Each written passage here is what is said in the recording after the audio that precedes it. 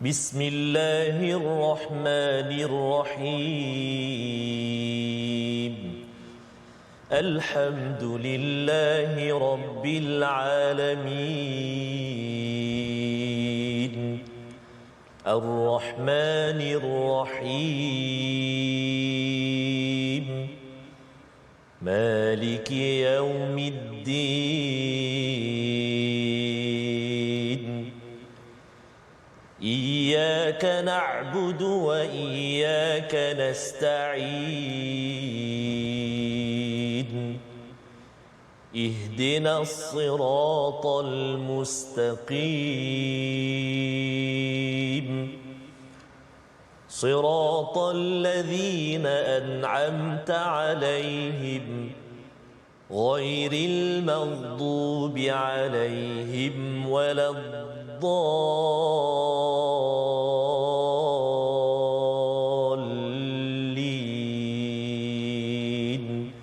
آمين صدق الله العظيم Amin, amin ya rabbal alamin.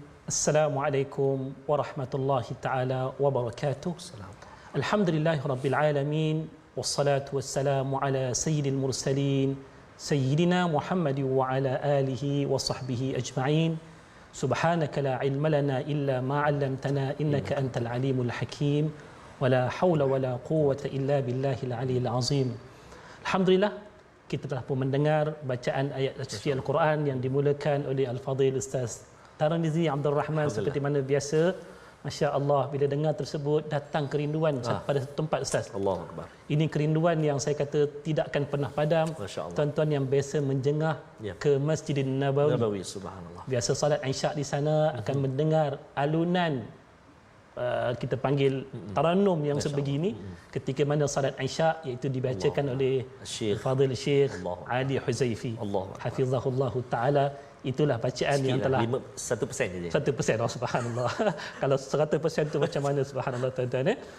Tapi kita hari ini kita ada agenda yang lebih besar, insya-Allah. Kita harapkan daripada bacaan surah Al-Fatihah yang telah dimulakan sebentar tadi oleh yang berbahagia Al-Fadhil Ustaz Tarmizi Abdul Rahman, membuka jiwa kita, minda kita untuk terus menetap dan juga melihat ayat suci Al-Quran pada sudut kefahamannya. Kita nak mulakan dengan doa pendek terlebih dahulu, iaitu sama-sama kita bacakan Rabbi syrah li sadri wa yassir li amri wahlul 'uqdatam min lisani yafqahu qawli. Amin. Bagi pembelajaran kita pada hari ini, tuan-tuan dan juga puan-puan yang dirahmati Allah, kita nak melihat daripada sorotan ayat-ayat yang terkandung pada muka surat 552. Sama-sama kita buka mushaf Al-Quran dan kita nak mulakan dengan melihat sinopsis ayat-ayat ini terlebih dahulu.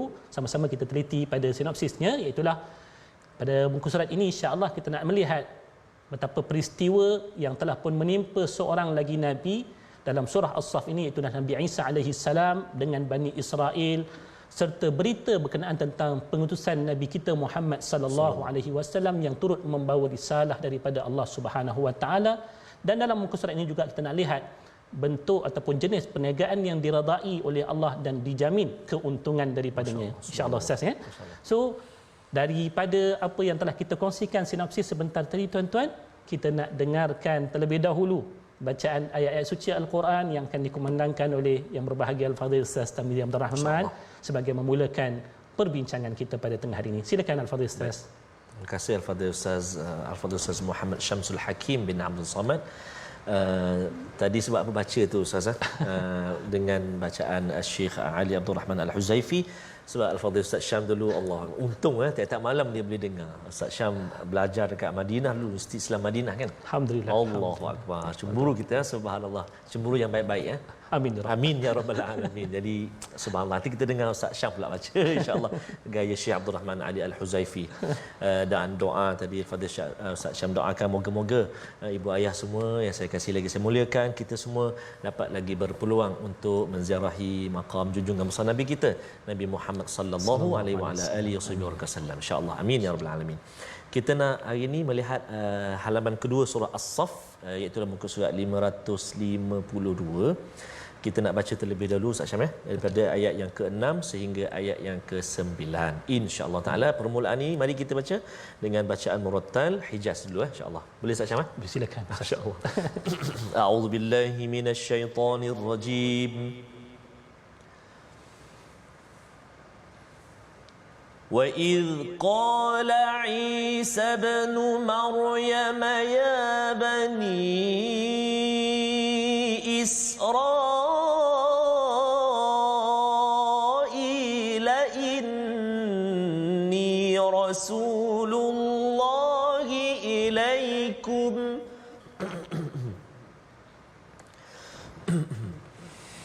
إني رسول الله إليكم مصدقا لما بين يدي من التوراة ومبشرا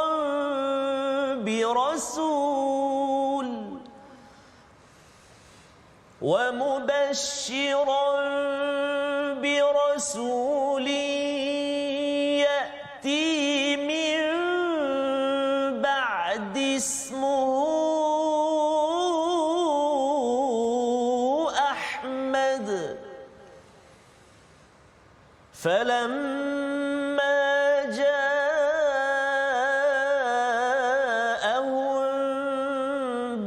بالبينات قالوا هذا سحر مبين ومن أظلم ممن افترى على الله الكذب وهو يدعى إلى الإسلام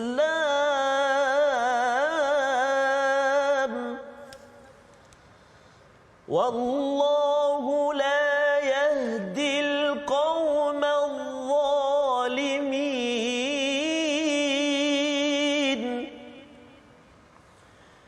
يريدون ليطفئوا نور الله بأفواههم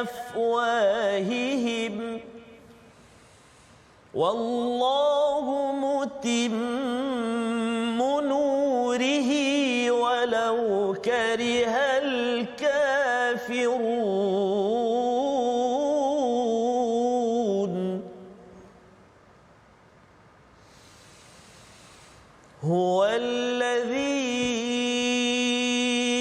أرسل رسوله بالهدى ودين الحق هو الذي أرسل رسوله بالهدى ودين الحق ليظهره على الدين كله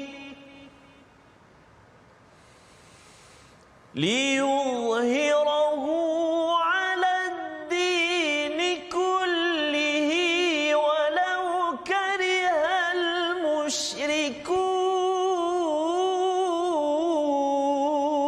المشركون ليظهره على الدين كله ولو كره المشركون صدق الله العظيم.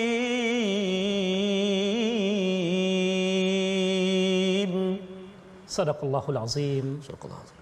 Alhamdulillah, kita sudah pun mendengar ayat-ayat awal daripada perbincangan pada hari ini, iaitulah ayat yang dipetik daripada ayat yang ke-6 ya Ustaz, hinggalah kepada ayat yang ke-9 yang kita nak perhatikan. Apakah tadabbur yang boleh kita perolehi daripada pembacaan kita sebentar tadi? Di mana kalau semalam kita flashback balik sikit Ustaz ya, kali terakhir perbincangan kita semalam daripada ayat yang keempat surah As-Saff ataupun ayat kelima surah As-Saff yang menceritakan kepada kita bagaimana di sana adanya contoh ataupun satu teladan yang telah pun dipertontonkan oleh Allah. Betul. Betapa bila mana Allah mengutuskan seorang rasul, antara kemungkinan yang akan dilakukan oleh manusia ada dua. Ya. Satu yang menerimanya, alhamdulillah, tetapi tidak kurang juga di sana tetap akan berlaku penolakan. Masya-Allah. Mereka enggan untuk bersama-sama dengan kebenaran yang dibawakan. Antaranya menerusi apa yang telah Allah ceritakan daripada kisah Nabi Musa yang terakhir kita bincangkan semalam. Tetapi kisah tersebut tidak terhad kepada satu kisah. Dalam surah As-Saff ni ada dua kisah, iaitulah kisah yang kedua setelah daripada penolakan kaum pertama yang dikenali sebagai kaum Yahudi yang menolak untuk menerima kebenaran yang dibawakan oleh Nabi Musa. Bahkan mereka juga turut menyakiti akan baginda Nabi Musa alaihissalam tersebut. Apa jadi pula terhadap Nabi yang selepas daripadanya, iaitulah Nabi Isa alaihissalam. Sewaktu Allah Subhanahu wa taala mengutuskan akan Nabi Isa kepada Bani Israel juga. Cuma kalau dalam ayat yang ke-6 ni tuan-tuan, Allah Subhanahu wa taala tidak menggunakan panggilan yang digunakan dalam ayat yang kelima lalu, iaitulah kalau kita lihat ketika mana Allah menyebutkan panggilan Nabi Musa terhadap kaumnya, Nabi Musa menyebutkan ya qaum.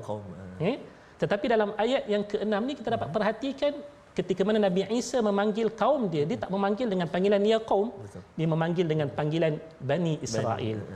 Kerana kalau kita lihat dalam tafsirnya disebutkan bahawasanya selepas daripada zaman Nabi Musa alaihissalam, pengikut-pengikut Nabi Musa mereka dikenali sebagai golongan Bani Israel, iaitulah anak-anak keturunan Nabi Allah Yaqub, dan inilah yang mereka banggakan semenjak daripada ketika tersebut. Maka siapa-siapa yang datang selepas daripada zaman Nabi Musa alaihissalam, contohnya Nabi Isa alaihissalam yang datang selepas daripada zaman Nabi Musa, akan menggunakan panggilan ini untuk tujuannya menggamit jiwa mereka untuk mendengar bicara yang baik-baik. Dan sehinggalah kepada zaman Nabi Muhammad sallallahu alaihi wasallam, bahasa yang digunakan oleh Al-Quran juga kalau kita lihat dalam firman Allah pada surah Al-Baqarah contohnya, Allah menggunakan kalimah ya Bani Israel. Maka bila mana Nabi Musa AS menyeru akan kaumnya, wahai Bani Israel, baginda menegaskan bahawasanya baginda adalah merupakan rasul yang sama yang pernah diutuskan sebelum daripada ni. Pada zaman Nabi Musa yang diutuskan itu ialah Nabi Musa. Pada setiap zaman itu sememangnya Allah akan mengutuskan seorang rasul, seperti mana yang telah Allah nyatakan dalam firman-Nya pada surah An-Nahl. Allah menyatakan walaqad ba'athna fi kulli ummatin rasula an i'budullaha wajtanibut taghut. Pada setiap umat yang Allah utuskan mereka di dunia ini, Allah turut mengutuskan bagi setiap umat tersebut seorang rasul. Bagi kita umat Nabi Muhammad yang diutuskan itu of course lah yang namanya Nabi Muhammad sallallahu alaihi wasallam. Cuma apa yang dibawakan oleh para rasul secara asasnya adalah perkara yang sama. Iaitulah ani'budullah wajtanibut taghut. Marilah kita sama-sama sembah Allah dan jauhi segala sembahan yang lain daripada Allah. Lantaran itulah Nabi Isa alaihissalam ketika mana menyebutkan kepada Bani Israel akan seruannya ini, dia memulakan dengan menyatakan, aku bukan bawa benda yang baru, tetapi aku membawa apa yang membenarkan ucapan Nabi Musa alaihissalam, musaddiqan lima baina yadayya minat Taurah. Ini yang pertama. Dan antara konten tambahan kepada apa yang disampaikan oleh Nabi Isa alaihissalam, satu perkhabaran yang menggembirakan sebenarnya Bani Israel. Apa dia? Iaitulah akan datangnya seorang Nabi selepas daripada itu yang diberikan namanya dengan nama Ahmad. Yang disandarkan kepada Nabi kita Muhammad sallallahu alaihi wasallam. Kenapa dikatakan ianya perkara yang mengembirakan? Sebab di kala itu orang-orang Yahudi adalah merupakan kaum yang tertindas, terhina, disebabkan mereka enggan mentaati perintah Allah. Mereka dihukum, dihalau keluar daripada kampung halaman, hilang kemuliaan bernegara. Maka mereka mengharapkan hadirnya seorang Nabi yang akan mengembalikan balik kemuliaan Bani Israel. Maka pada ketika itulah Nabi Isa beritahu akan datang seorang Nabi, seorang Rasul akhir zaman yang membawa berita gembira kepada kalian juga bahawasanya siapa-siapa yang menurutinya akan mendapat kemuliaan. Cuma kita tahu bila mana Nabi Muhammad diutuskan, mereka enggan untuk ikut Nabi juga, kerana inilah perangai Bani Israel yang kita tahu sentiasa berdalih untuk mentaati Allah. Alasan yang mereka kemukakan bahawasanya Nabi Muhammad bukanlah orang daripada kalangan Bani Israel. Tetapi khabar ini telah pun wujud daripada semenjak zaman Nabi Isa alaihissalam. Lalu kalaulah sampai berita tersebut adalah berita yang sepatutnya mengembirakan, sepatutnya ia berita yang akan mereka angkat. Tetapi malangnya, walaupun berita tersebut adalah berita yang menggembirakan, apa jadi? Bila mana Nabi Isa alaihissalam mula mendatangkan perintah Allah satu demi satu, mereka menolak akan perkara tersebut dengan menyatakan semuanya adalah merupakan apa dia? Sihrum mubin. Sihir yang nyata. Dan inilah merupakan kebiasaan daripada orang-orang yang menentang dakwah para rasul, hatta Nabi kita Muhammad sallallahu alaihi wasallam. Tuduhan sihir itulah merupakan tuduhan yang biasa yang dihadapkan terhadap para rasul Allah Subhanahu wa taala. Lalu Allah Subhanahu wa taala atas penolakan yang telah dibuat oleh Bani Israel terhadap Nabi yang telah diutuskan oleh Allah Ta'ala ni. Rasul yang telah diutuskan oleh Allah Subhanahu Wa Ta'ala ini. Allah katakan kepada mereka, siapakah yang lebih zalim daripada orang-orang yang mengadakan pendustaan terhadap Allah Subhanahu Wa Ta'ala. Kenapa? Sebab yang mengutuskan Rasul itu siapa dia? Allah. Bila mana kita tolak Rasul, bererti kita menolak akan Allah Subhanahu Wa Ta'ala. Dan di sini Allah menggunakan kalimah azlamu, lebih zalim. Sebab apa? Sebab penolakan mereka itu bukan terhenti sekadar penolakan, tetapi mereka telah melakukan sesuatu yang melampau daripada sekadar penolakan, iaitulah mereka sampai mengada-ngadakan pembohongan terhadap Rasul tersebut. Katalah kita tak suka something. Contohlah depan kita orang bawa durian, Ustaz, siapa orang Malaysia tolak durian tu pelik kan? Tapi ada seorang hamba Allah ni, dia tak nak makan durian. Dia kata pada orang, tuan-tuan jangan makan durian ni, kalau tuan-tuan makan, tuan-tuan akan berubah jadi haiwan. Itu pembohongan. Betul. Maka kalau pun tak suka, jangan sampai kita mengadakan pembohongan. Itu benda bagi kat saya. Masya-Allah Ustaz. Ustaz pun tahu kan. Bukan dekat Ustaz Tanzil Rahman, bagi kat saya pun suka, kan? Jangan sampai mengadakan pembohongan tersebut. Maka ini perbuatan yang zalim. Dan inilah juga yang dilakukan terhadap Nabi Muhammad sallallahu alaihi wasallam sebagai gambarannya. Bila Nabi ditolak akan dakwah baginda, orang tuduh Nabi dengan sekurang-kurangnya 3 tuduhan utama. Nabi dituduh sebagai ahli syair, Nabi dituduh sebagai ahli sihir, Nabi dituduh sebagai seorang yang gila. So ini merupakan satu benda yang diada-adakan terhadap para rasul. Apa tujuan mereka adakan tuduhan begini? Allah jawab dalam ayat yang ke-8, mereka tujuannya supaya dapat memadamkan cahaya kebenaran yang dibawa oleh Allah, sehinggalah kepada zaman Nabi Muhammad sallallahu alaihi wasallam orang-orang daripada kalangan ahli kitab yang telah pun tiba terlebih dahulu sebelum daripada ketibaan Nabi ke bumi Madinah secara khususnya, sebab mereka mendapat khabar Nabi akan diutuskan di bumi Madinah. Tuan-tuan, waktu ketika mana mereka mengetahui tentang kehadiran seorang Nabi ni, dilihat Nabi itu bukan daripada kalangan darah mereka, itu darah Bani Israel, mereka enggan untuk mengakui bahawasanya yang namanya Nabi Muhammad sallallahu alaihi wasallam inilah yang dimaksudkan dalam kisah yang telah pun dikhabarkan oleh Nabi Isa alaihi salam. Mereka cuba untuk nak padamkan cahaya Allah Subhanahu wa taala ini. Begitu juga dengan kebenaran-kebenaran yang disampaikan oleh Nabi sallallahu alaihi wasallam, tetapi janji Allah, dia tetap akan menyempurnakan cahayanya. Walaupun diusahakan untuk tidak sampai agama ini kepada manusia, tetapi dengan Allah punya kuasa, Allah tetap menyempurnakan kekuasaannya dengan menyempurnakan cahaya hidayah kepada insan-insan yang bersedia untuk menerima. Kalau dia tak terima, orang lain akan terima.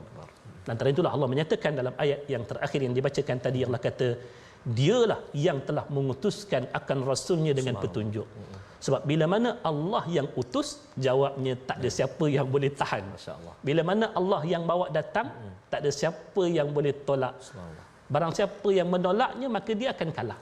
Bila mana Allah Subhanahu wa taala yang mendatangkan akan rasulnya, dalam keadaan kita tahu, kalau kita baca sirah Nabi Muhammad sallallahu alaihi wasallam daripada awal kelahiran baginda sampailah baginda dilantik menjadi seorang nabi, tak ada siapa pun yang menyangka seorang anak yang yatim piatu, yang mana dalam kebiasaan masyarakat Arab, orang yang anak yatim piatu ni orang yang tidak mendapat kedudukan. Tetapi bila mana Allah nak mengangkat kedudukan seseorang, maka tetap akan disempurnakan lantikan tersebut, sehinggalah tampilnya Nabi Muhammad sallallahu alaihi wasallam dalam kalangan bangsa Arab itu sendiri.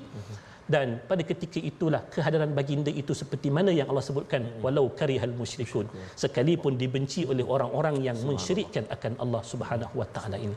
Maka inilah perkara yang dapat kita lihat, orang yang bersama dengan Nabi, mereka akan jadi orang yang terpilih. Orang yang menolak akan Nabi, maka mereka akan jadi orang yang tertolak. Sebab apa? Sebab yang mendatangkan kebenaran itu bukan takat diri, tetapi yang mendatangkan kebenaran itu ialah Allah. Allah yang akan sempurnakan kebenaran, sekalipun berlaku penolakan di awal-awalnya. Apa yang kita dengar daripada dakwah Nabi sallallahu alaihi wasallam, tetapi cuba kita lihat bila mana sempurnanya dakwah Nabi pada tahun yang ke-8 Hijrah sekurang-kurangnya, terbukanya kota Mekah, maka masuklah manusia beramai-ramai pada saat tersebut, sampailah tahun yang ke-10 Hijrah, waktu berlakunya Hajjatul Wada', sampaikan 120,000 umat Islam yang menyertai Hajatul Wada'. Sedangkan pada hari-hari awal dakwah Nabi, nak hitung orang yang masuk Islam pun Allah Ustaz punyalah susah. Maka inilah yang dapat kita pelajari pada hari ini, betapa pengutusan Rasul itu adalah merupakan satu perkara yang sangat-sangat penting untuk kita teliti daripada ayat-ayat yang telah kita bacakan sebentar tadi. Khabar gembira untuk Bani Israel. Kalaulah Bani Israel yang bukan daripada kalangan umat Nabi Muhammad pun telah diberikan berita gembira yang sedemikian rupa, apatah lagi kita yang sememangnya umat Nabi Muhammad, sepatutnya kita lebih bergembira dengan pengutusan Nabi kita sallallahu alaihi wasallam. Inilah yang dapat kita pelajari daripada ayat yang ke-6 sehinggalah kepada ayat yang ke-9. Dan hari ini insya-Allah kita nak lihat pula apa perkataan yang kita pilih untuk sama-sama kita hayati insya-Allah.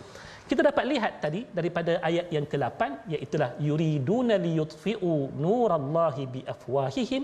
Di situ ada kalimah liyutfi'u. Apa maksud liyutfi'u? Asal kalimahnya itulah tafi'a, yang bermaksud padam api ataupun hilangnya nyalanya. Contohnya kita nak sebut kepada kawan kita, padam lampu sekejap. Itfi lampa. Itfi itu maksudnya padamkan lampu, switch off lamp. Bahasa orang putih kan. Berapa kali disebutkan dalam Al-Quran? Ia telah disebutkan sebanyak 3 kali dalam Al-Quran.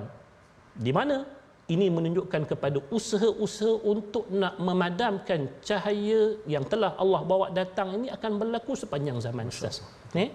Kita tahu daripada zaman ke zaman ada yang benci dengan Islam, dia akan cuba untuk padam cahaya hidayah Allah Subhanahu Wa Taala. Tapi bila mana kita lihat kekuasaan Allah, hatta pada bumi yang kita tak sangka akan menerima Islam. Hari ini kalau melihat kepada kemasukan Islam di bumi Eropah contohnya, subhanallah, dengan masjidnya bertambah dengan yang lain-lainnya.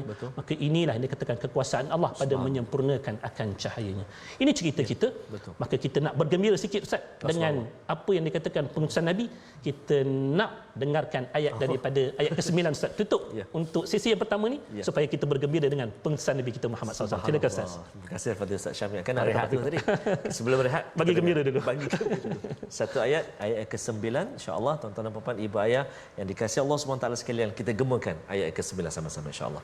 A'udzubillahi minasyaitonirrajim. Huwallazi arsala rasulahu bil huda wa dinil haqq. Arsala rasulahu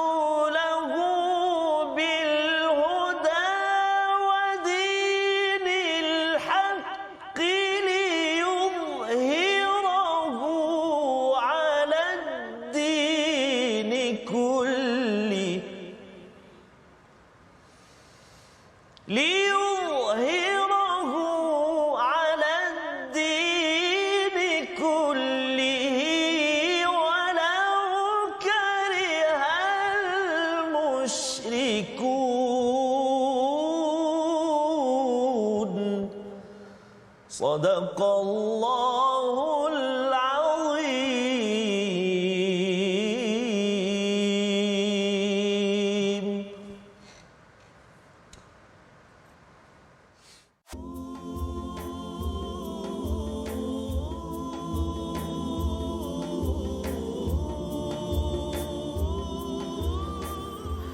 Berjuang tak pernah senang, ombak derita tiada henti. Tenang resah silih berganti, inilah sunnah orang berjuang. Lagu baru. Masya-Allah. Tuan-tuan dan puan-puan, ibu-ibu ayah sekalian, antara baru tengok daripada abang-abang Hijaz. So dia bunyi lain sikitlah, Hijaz campur Tamizi sikit. Minta maaf ya, dapatkan yang original. Terima kasih abang-abang Hijaz kita atas nasyid-nasyid lagu-lagu selalu menyegarkan jiwa kita untuk berjuang. Antaranya hari ini kita nak sambung selepas ini Ustaz Syam ya. Betul. Tentang berjuang Ustaz Syam. Mungkin sikitlah. Ini ada kaitan dengan bicara kita selepas daripada ini insya-Allah. Apakah jalan yang kita ditunjukkan oleh Allah Subhanahu Wa Taala satu perniagaan yang takkan rugi dan diberikan bonus yang berlipat kali ganda. Ini kita akan lihat dalam pembelajaran kita berterusan, jangan ke mana-mana tuan-tuan. Tapi sebelum daripada itu Ustaz, apa cerita tajwid kita hari ini. Silakan Ustaz. Baik, terima kasih banyak Al-Fadhil Ustaz Syam. Tuan-tuan dan puan-puan, ibu-ibu ayah sekalian, kita nak ulang kaji sikit apakah pengajian ataupun sesi tajwid kita. Mari kita sama-sama ikuti paparan kita, iaitu menyempurnakan bacaan idgham pada kalimah dalam ayat yang ke-14. Dua kalimah yang kita nak beri fokus, ayat yang ke-14, a'udzubillahi minasyaitonirrajim. Bermula daripada fa'amanat, a'udzubillahi minasyaitonirrajim, fa'amanat ta'ifatum min bani Israel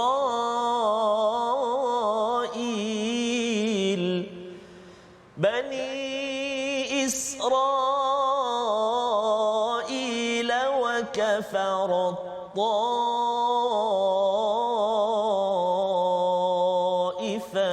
Sadaqallahul azim ila akhir ayat, iaitu ada dua kalimah, fa'amanat ta'ifah dengan wa kafarat ta'ifah. Idgham maknanya kita masukkan bunyi ta ke dalam huruf ta, dua kalimah tadi, fa'amanat ta'ifah dengan wa kafarat ta'ifah.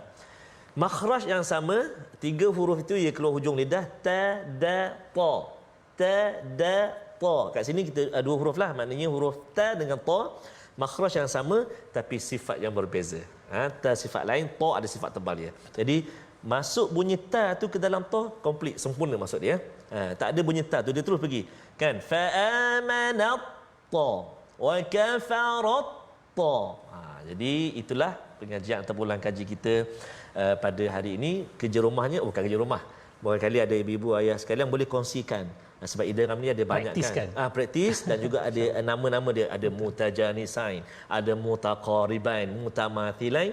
Ibu-ibu, ayah-ayah sekalian jemput untuk kongsikan dekat ruangan kami idgham apa hari ini kita belajar tadi kan. Selamat mencuba dan selamat praktik dengan guru Al-Quran kita. Wallahu a'lam. Terima kasih. Silakan Al-Fadhil Habibi. Alhamdulillah, syukur kita dapat lihat tajwid yang mana kalaupun orang kata kita biasa dengar, tapi bila sampai praktis itu kalau tak berikan perhatian mungkin terlajak juga kita Ustaz ya. So peringatan kita ni untuk ulang kaji sebenarnya bagi mereka yang telah terbiasa, bagi mereka yang tak terbiasa ini merupakan pelajaran yang baru. Tadi sebelum kita berhenti Ustaz, alhamdulillah kita dah berikan penegasan menerusi ayat yang kita pilih untuk kita jadikan penutup untuk sesi yang pertama tadi, iaitu ayat yang ke-9. Bagaimana ayat ini adalah berita gembira khususnya bagi kita umat Nabi Muhammad, tetapi bukan sekadar kita, bahkan seluruh alam ini bergembira dengan kehadiran Nabi kita Muhammad sallallahu alaihi wasallam, kerana Nabi diutuskan wa ma arsalnaka illa rahmatan lil alamin. Maka apakah cara yang sebetulnya untuk kita nak menzahirkan kegembiraan kita tu? Kalau dah gembira dengan diberikan pengutusan seseorang, contohlah kalau kita diberikan anak, contohnya kita gembira dengan kehadiran anak, macam mana sikap kita terhadap pengutusan insan yang menggembirakan hati kita tersebut? Maka di sinilah kita akan ditunjukkan dalam ayat-ayat yang berikutnya. Tetapi kita nak mulakan terlebih dahulu tuan-tuan juga puan-puan para penonton, ayah-ayah, ibu-ibu dan rahmati Allah, kita nak dengarkan kembali bacaan daripada Al-Fadhil Ustaz Tarmizi Abdul Rahman. Silakan Ustaz. Alhamdulillah. Terima kasih Al-Fadhil Ustaz Syamsul Hakim Abdul Samad, guru kita hari ini, subhanallah. Juga tuan-tuan dan puan-puan, ibu-ibu, ayah-ayah, sahabat Al-Quran yang dikasihi dan dirahmati Allah Subhanahu wa taala sekalian. Al-Fadhil Ustaz Syam, ramai sahabat-sahabat yang subhanallah berkongsi dan juga bersama dalam Facebook, mengikuti sama-sama. Antaranya Puan Liana Ilya, alhamdulillah mudah difahami untuk golongan OKU pendengaran. Alhamdulillah. Kita ucap terima kasih kepada Puan ataupun Kak Azina kita, kerana dia kata ada penterjemah. Bapa saya gembira bila tengok My Quran Time, dan kami orang normal juga boleh belajar cara isyarat secara tidak langsung. Allahu Akbar. Terima kasih Puan Liana, dan terima kasih juga kepada Puan Azlina kita. Betul, kakak Azlina kita, Puan Azlina. Saya tahu kita, ni. Terima kasih. Subhanallah. Sikit-sikit belajar insya-Allah. Kena sabar lebih. Sabar. Baik, tuan-tuan dan puan ibu ayah sekalian, kita nak mulakan atau menyambung bacaan kita ayat yang ke-10 kan? Ayat yang ke-10 sehingga ayat yang ke-14 halaman 552. Kita cuba dengan bacaan nahwan insya-Allah. A'udzubillahi minasyaitonirrajim. يا أيها الذين آمنوا هل أدلكم على تجارة تنجيكم من عذاب أليم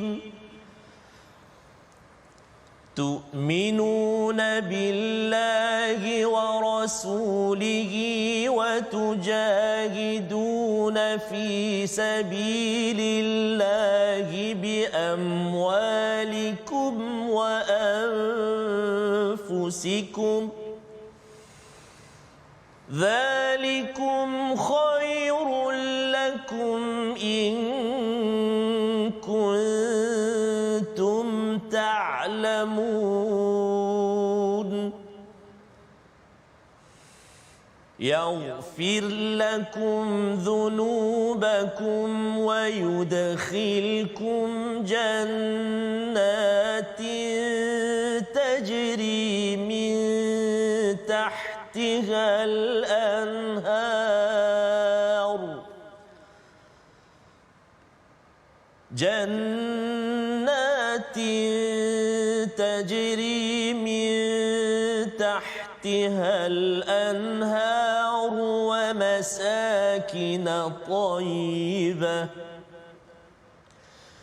ومساكن طيبة في جنات عدن ذلك الفوز العظيم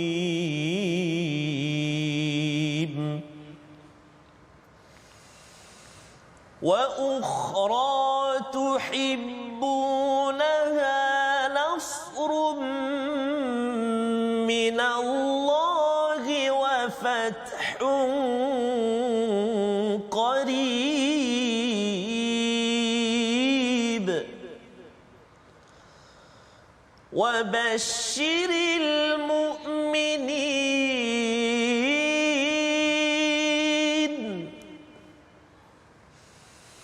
يا أيها الذين آمنوا كونوا أنصار الله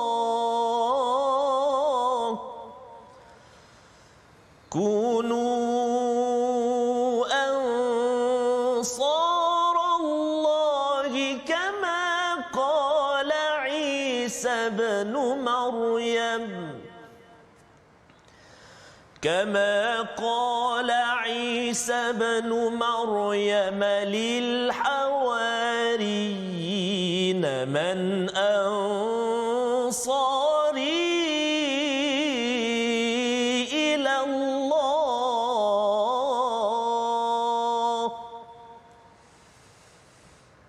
قال الحواريون نحن أنصار الله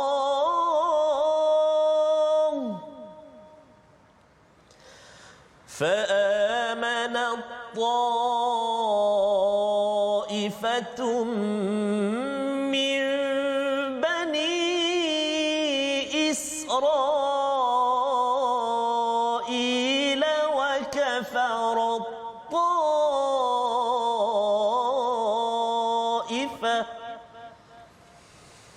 فأيدنا الذين آمنوا على عدوهم فأصبحوا ظاهرين صدق الله العظيم Sadaqallahul Azim.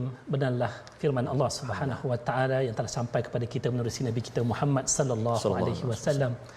Gembiranya kita bukan takat diri kita, kita dipahamkan seperti mana yang telah disebutkan oleh Al-Fadhil Ustaz Tarmizi sebentar tadi. Di kalangan penonton kita bukan daripada kalangan sahabat-sahabat tipikal sahaja, tetapi daripada sahabat-sahabat OKU juga turut menikmati My Quran Time ini. Sememangnya Al-Quran ini merupakan satu kenikmatan untuk semua. Betul. Dan Al-Quran sememangnya untuk semua. Maka kita nak meneruskan perbincangan kita daripada ayat-ayat yang telah dibacakan sebentar tadi, bermula ayat yang ke-10 sehinggalah kepada ayat ke-14. Apa yang dapat kita pelajari daripada ayat-ayat ini? Tadi telah kita mulakan bahawasanya pengutusan Nabi SAW ni Ustaz ya, ianya adalah merupakan berita gembira dan sememangnya ianya bukan takat berita, sememangnya menggembirakan kita. Kita tak boleh bayangkan agak-agak bagaimanakah kehidupan kita Ustaz ya, kalaulah kita tidak diutuskan seorang Nabi yang menunjukkan kita jalan bagaimana untuk hidup sebenarnya di atas muka bumi ini sehinggalah kita kembali kepada Allah. Kalaulah Allah tidak mengutuskan kepada kita Nabi Muhammad sallallahu alaihi wasallam, agak-agaknya kehidupan kita pada hari ini bagaimana rupanya. Maka bila mana Allah Subhanahu Wa Taala menunjukkan pengutusan Nabi itu merupakan satu perkara yang menggembirakan, tingkah laku orang yang bergembira terhadap sesuatu pastilah kena berbetulan ataupun kena menepati kegembiraan tersebut. Kalau kita kata kita gembira tapi kita buat muka sedih, itu tak nama gembira, itu nama bersedih. Maka bila mana kita bergembira dengan keadaan Nabi, tuntutannya pastilah kita kena menerima dengan penerimaan yang sebenar yang namanya iman dengan Nabi sallallahu alaihi wasallam. Tetapi dalam hal keimanan ini kita tahu bukan semua nak beriman. Macam telah kita dengar daripada perbincangan-perbincangan sebelum daripada ni, daripada penolakan Bani Israel terhadap Nabi Musa, penolakan Bani Israel terhadap Nabi Isa. Antara sebab yang biasanya kita temui penolakan terhadap nabi-nabi tersebut, contohnya bagaimana Fir'aun menolak Nabi Musa alaihi salam. Kaum Nabi Musa antara yang lain, Qarun menolak Nabi Musa alaihi salam, Haman juga begitu. Kerana kebanyakan daripada mereka melihat kalau mereka memilih untuk bersama dengan Rasul tersebut, mereka hilang kepentingan-kepentingan dunia mereka. Ibaratnya kalau ada bisnes tak menjadilah kalau ikut Nabi ini. Mereka katakan, kalau kita ikut sunnah Nabi SAW, kita akan rugi dunia kita. Betul.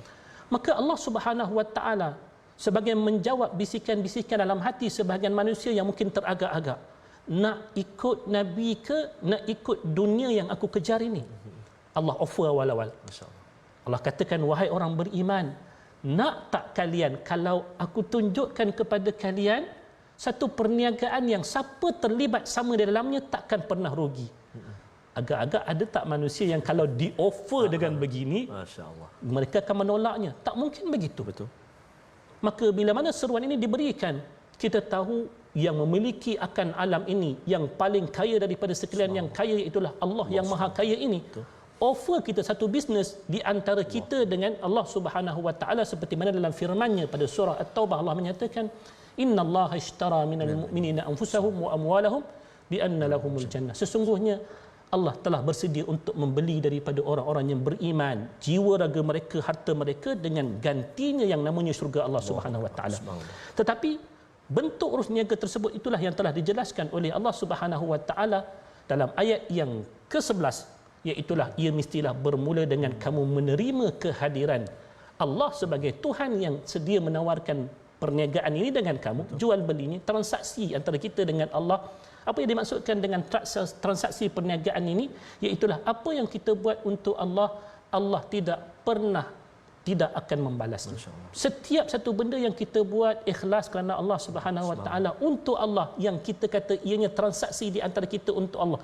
Kita salat ke, kita puasa ke, kita zakat ke, kita haji ke, kita tonton My Quran Time sekalipun yang kita niatkan untuk Allah, sejam yang kita rasa kita habiskan, Allah tak pernah sia-siakan, setiap satunya akan dibalas kemudian hari. Tetapi pertamanya kita mesti kena beriman dengan Allah sebagai zat yang bersedia untuk melakukan transaksi ini dengan kita.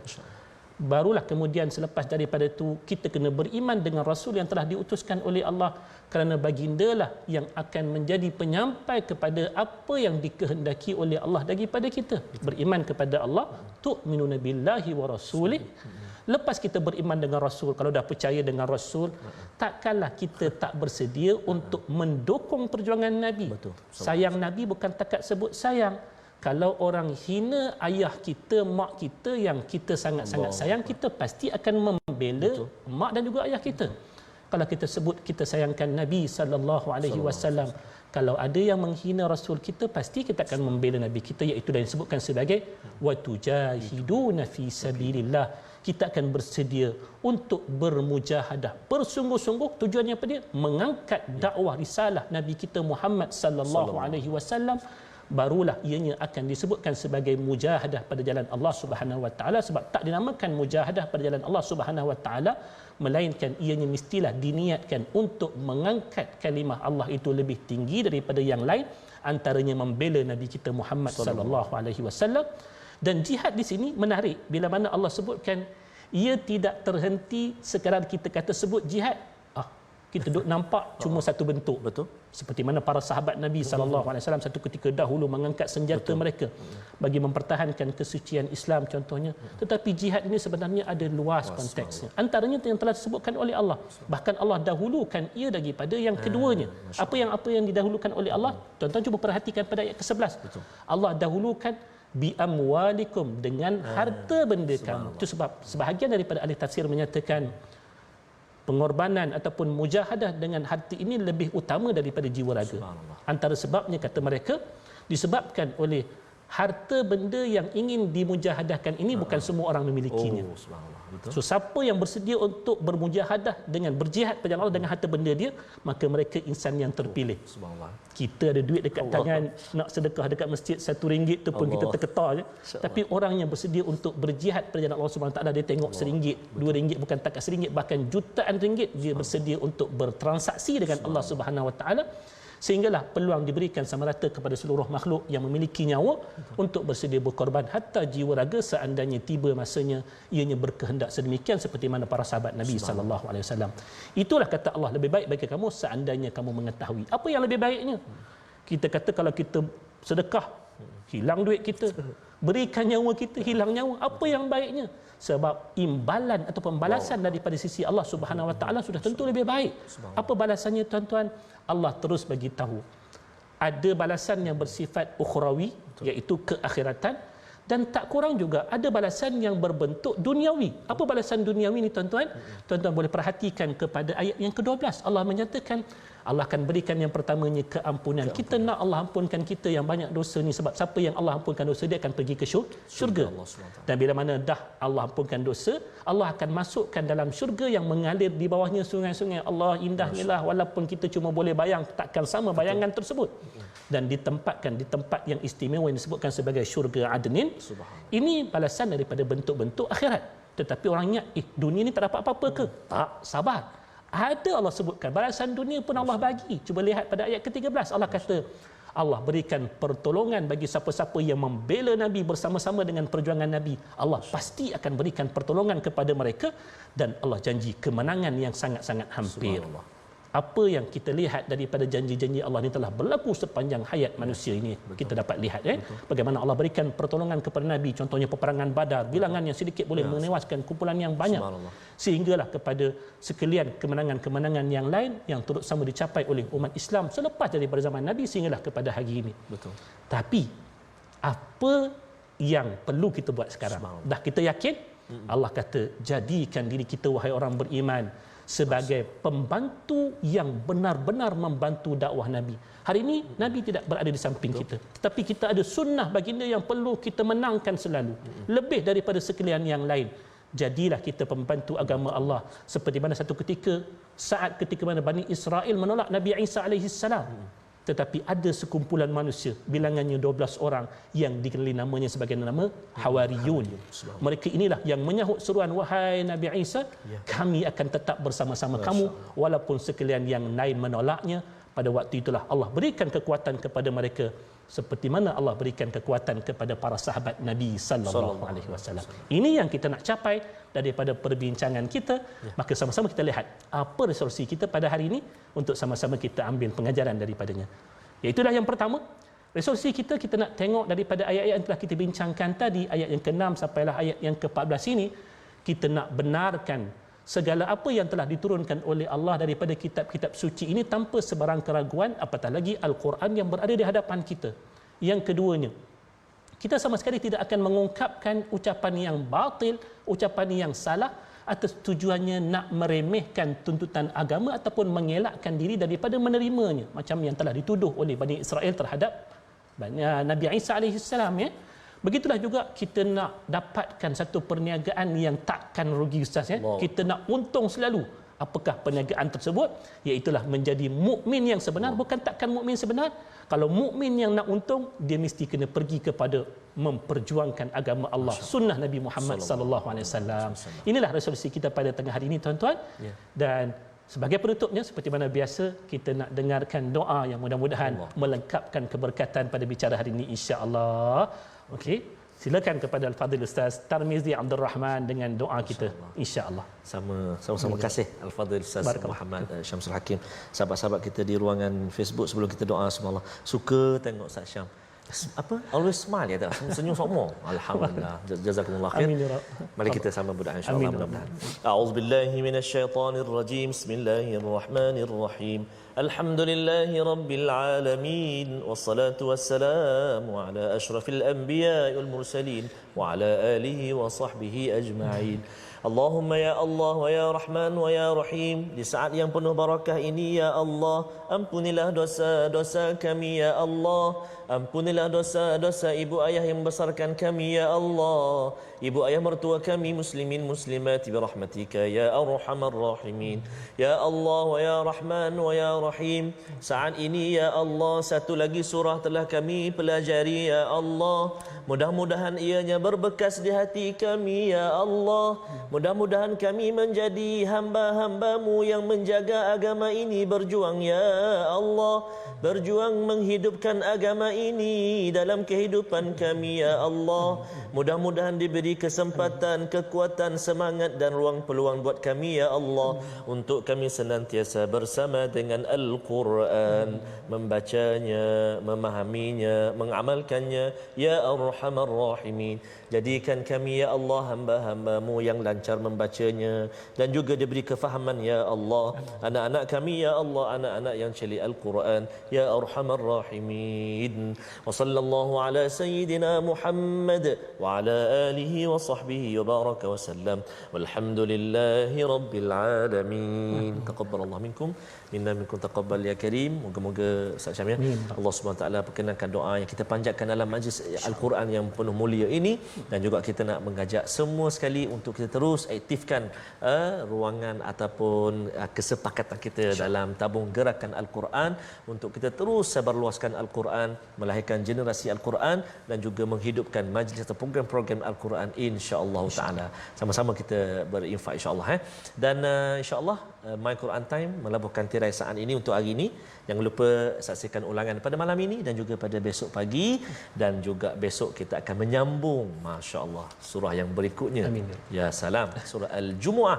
Moga-moga kita diberi kesempatan untuk terus bersama dengan Al-Quran. Jazakumullah khairan jazak kepada Al-Fadhil Ustaz Syamsul Hakim dan juga kepada ibu ayah semua. Assalamualaikum warahmatullahi wabarakatuh. Jumpa lagi.